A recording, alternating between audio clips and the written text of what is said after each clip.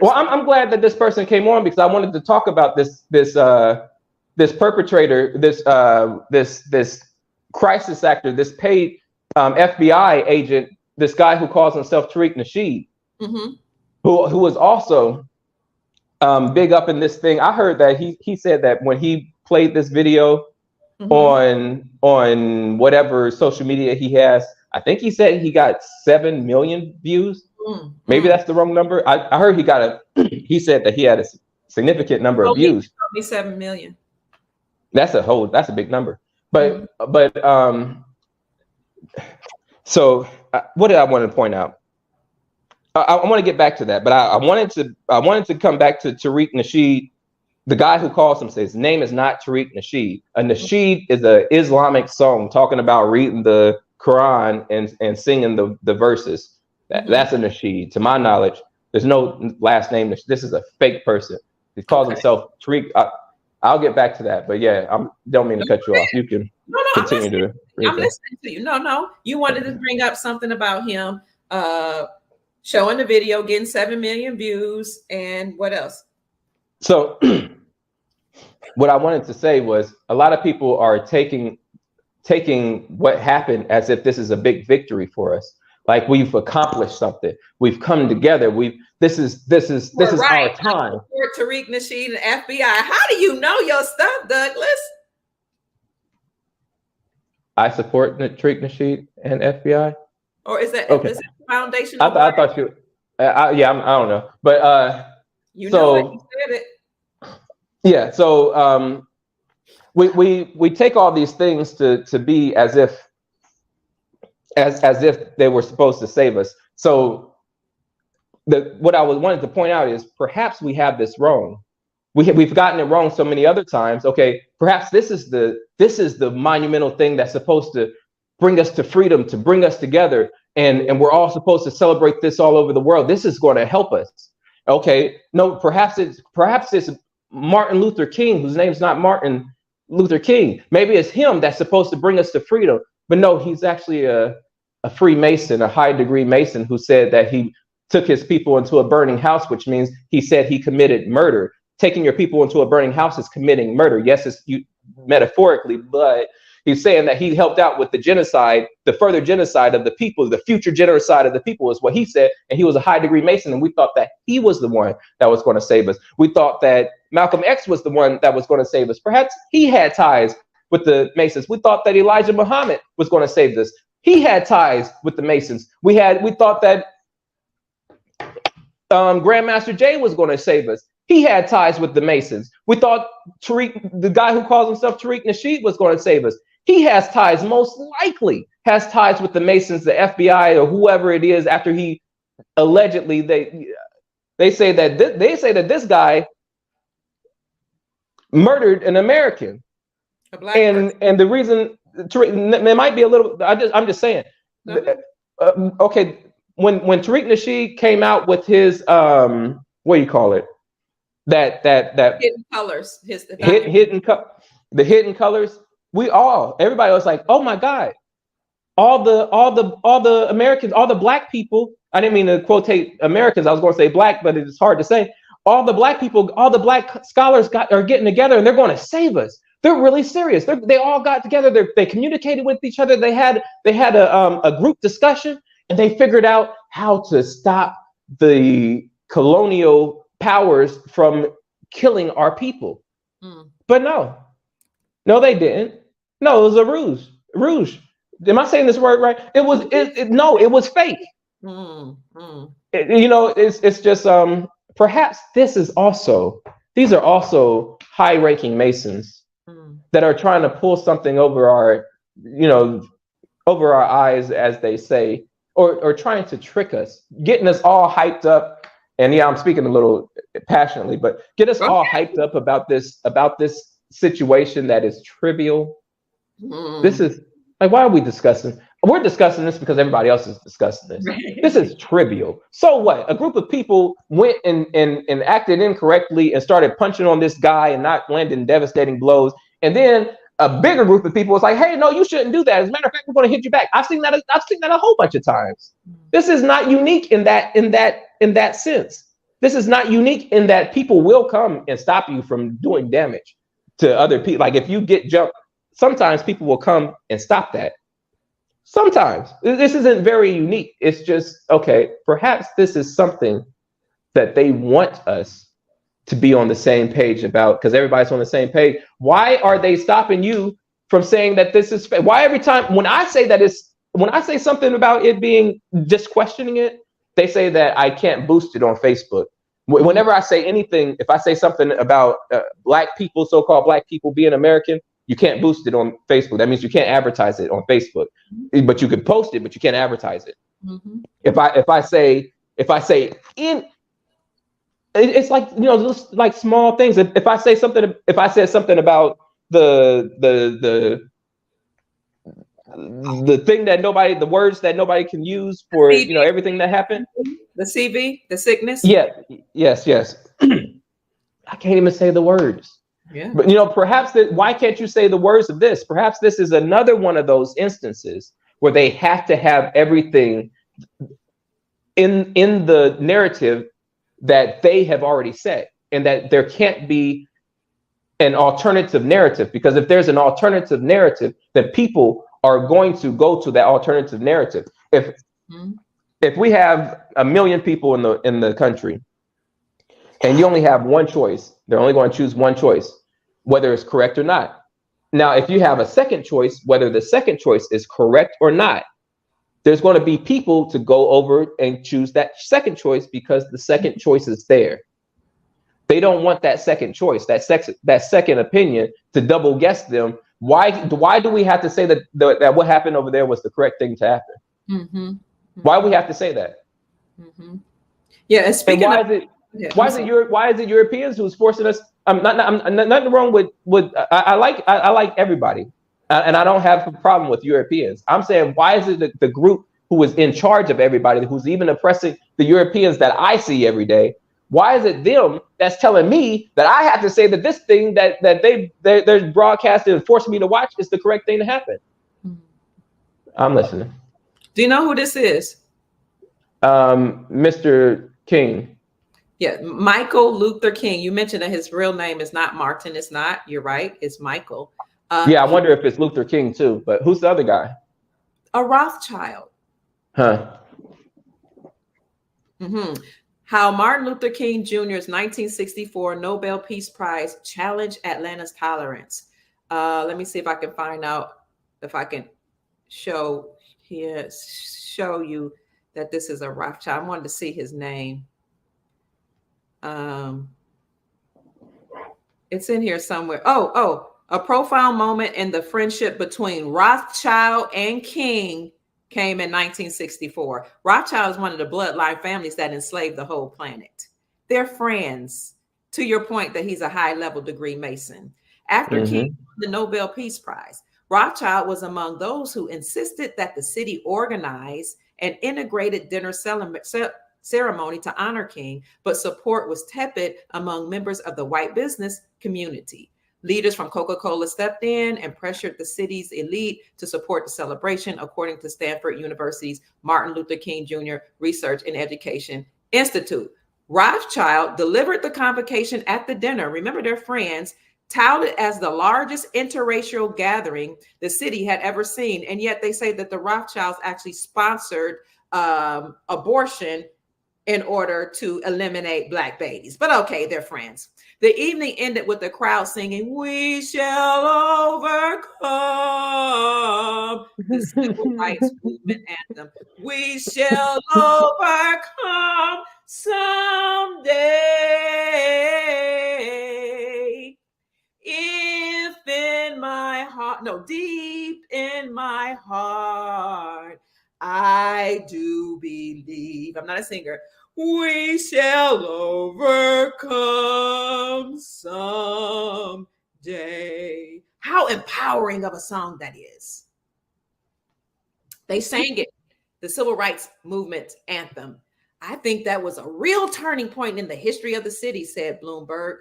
Most Atlanta people didn't understand how important that would be. And I'm just going to leave you there. I just wanted to show you that picture with Martin Luther King and a Rothschild, who is one of the bloodline families that's a part of the Triangle of Power. And I'm not an Illuminati. Whenever I do this, people say, "Oh, she's Illuminati. We knew it." You got what the triangle looks like. The Triangle of Power was a triangle that the white hats of the military, or the military people that are tearing down the deep state and the New World Order powers in order to restore the republic.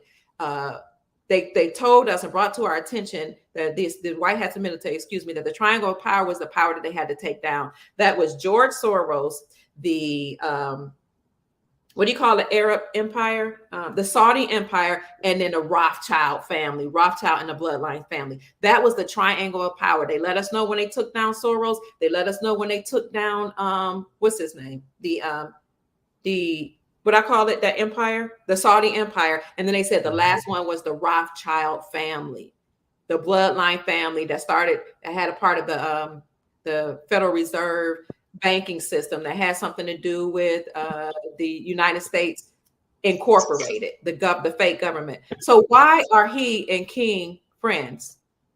What do you think, Mr. Lattimore? Oh, because they're both high degree Masons, and there's nothing wrong with necessarily being a Mason. Masons have a degree of knowledge that we don't have, that most, the regular day people just, they don't come across. They teach more than what you get taught in college. Yeah. And so it's great to get the knowledge. It's like, I'd love to get the knowledge, yeah. But it's a brotherhood, and you have rules, and you better obey those rules. And there's a hierarchy, and there's people in charge, and that guy, the guy who's over to the left, is the guy in charge, and that guy over to the right is the subject, and they're both Masons in the same organizations, probably, and that's why they're even close to each other, touching hands. Okay, I just wanted to bring that to our audience's attention. And I don't know, people get all emotional and excited, and they weep, and they get happy about Martin Luther King. They say he did a great job. To this day, I don't know what this great work is that he's done. Now, I don't want to upset anybody. I don't want to incite any riots or make anybody mad at me. I don't know what the great work is that he's done, but I'll tell you what he said out of his own mouth. I fear I may have integrated my people into a burning house. That's what he said in one of his speeches. What do you think he meant by that? Hey, everybody, I'm giving you some poetic words to tell you right before I'm getting killed, because I know, not me, but him, he's saying right before his execution, hey, yeah, I helped with your genocide, and you're going to have some problems from here on out. Here's just, if you can decode this poem or this riddle that I just gave you, then perhaps you can work your way out of the genocide. And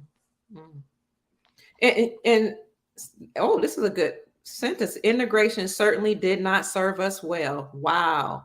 In our haste to be separate, we overlooked the validity of equality, even if separate. We wanted to eat at other people's establishments, shop where they shop, swim where they swam, attend their schools, paid for with our tax dollars. We wanted freedom and validation, and to unconditionally belong to the nation that we built. I get it.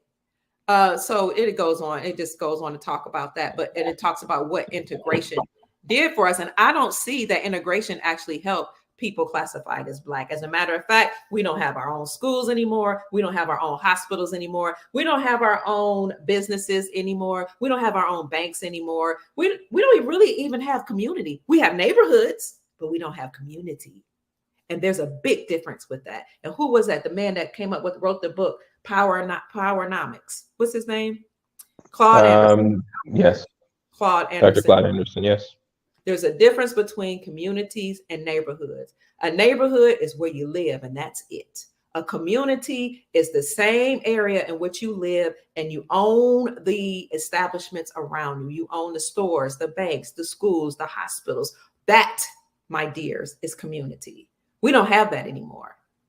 And I dare to say that the whole civil rights movement, whereas some people say it was helpful, actually helped with our demise. And I think that's what Michael Luther King meant when he said, I fear I've led my people into a burning house or integrated burning house. Yeah, and I want to add to that. And so, okay, I'm an American. They call us black people, but black people just means that we're a people of no land and no nation. That so I'll get back. Yeah, I've said this before. I've said this before. People will come from 10,000 miles away, 10,000 miles away, come here to America and be like, "Where's all the Americans?" Mm-hmm. And then I'll be like, "Hey, I'm an American." Like, no, you are a black people. Like, man, who are you? Okay, but anyway, so I'm an American, and so the discussion with Martin Luther King, whenever what happens, and I say they, it's the proverbial they, right? So whenever the group of people that are in charge, not the whole group of Europeans, I think that the whole group of Europeans are actually, they kind of got stuck here. Like that, I don't even think that was an intentional thing. I think they got, we can go into that. But the ones that are in charge, the ones who knows what's going on, most Europeans don't even know what's going on. The ones who knows what's going on, who is actually in charge of everything. Okay, so they have us talking about, they put us in a box of conversation that has nothing to do with what we need to, that totally takes us off of what we need to be discussing. What we need to be discussing, okay, what the box is, right, is, hey, should we integrate or should we segregate? Should we integrate or should we segregate? That's what we need to discuss. One of them has to, no. What we need to discuss is there was an invasion, a full-scale invasion. That's the real situation. Not whether we should integrate. That's so, this whole Dr. Luther King, whoever he is, and whoever else that was talking against him about, it's a stupid conversation. Hey, we should not be talking about that at all. Who cares about integration, segregation, any of those things? There was a full-scale invasion. That's the issue. That's the issue. So if we were going to talk about something, it would be, okay, what are we going to do from this point on? Are we going to all live here in the same space? Which isn't I'm just saying these are what the real decisions are, is not about integrate, is not about whatever Martin Luther King was talking about. His everything about him was a distraction. The issue is not even should we create a government within a government? What the hell is that? This is my land. So I mean, it's just it's stupid conversations. And but the thing is, I think that the vast majority of the Europeans who were brought here, they didn't come necessarily by choice. The vast majority of people who were brought here and left here. And then they couldn't get back to wherever they came from. But that was part of the invasion, is that you just take your whole population, you put them over there, and then you as the military, you take the military and you go and you kill off the people, but you have your population in there, and now there's conflict because there's two different people, and now you bring more people than there is even native to the land. You outnumber them 3 million to 50 million, 300 million, 300 million to 50 million. You outnumber them in that, and then you take a whole bunch of people who look kind of like them from Africa, and then you bring enough of them to where you outnumber them. Then you take these mixed people who are called Mexicans, and you bring them from South America, where they already had brought the Europeans over there, and they mixed together, and now they look a different color. You bring them over, and you outnumber. Do you know that we are as the indigenous people, we are not, so the Europeans are the first group, the first largest group of people. The Mexicans are the second largest group of people, and then it's the Americans, the North Americans. That's the issue. Yes, the people they call black people. That's the issue. And now, what do we do? What do we do without sounding like, mean or something? Like that's the real conversation. And I don't know how to have the conversation. Yeah, I'm talking, but nobody's talking back to me. So I don't know how to have the conversation. But whatever Martin Luther King was talking about, it's a bunch of bullshit. Yeah, I didn't see the purpose of having children marching in the front lines with adults getting attacked by dogs and shot and all that, all because you wanted to share a school and an ice cream counter with somebody that didn't want you there anyway. And that is considering that everything that we saw was actually real. Now, I do believe there was a civil rights movement. I do believe that, people got involved, et cetera, et cetera. But I don't know how many of those people were actually FBI agents, Freemasons, high level Masons that did certain things, staged certain things, had all these marches in order to cause division amongst the people. I don't know. Oh, another talking about division amongst the people. Okay, so in the higher levels, the people who know what's going on, because most of us don't even know. Like I don't even know what all is going on with that the highest people are doing. Right. I know a little bit more than some of the people on my level, but the masses. Okay, so there's the masses, and then there's that upper tier of the people who's actually in control. Now, the upper tier of the people that are in control are a mixture of Europeans, Americans, Africans. So we could say a mixture of, since I'm going to use the word, white people and black people. And they're working to keep us all they're working to kill us.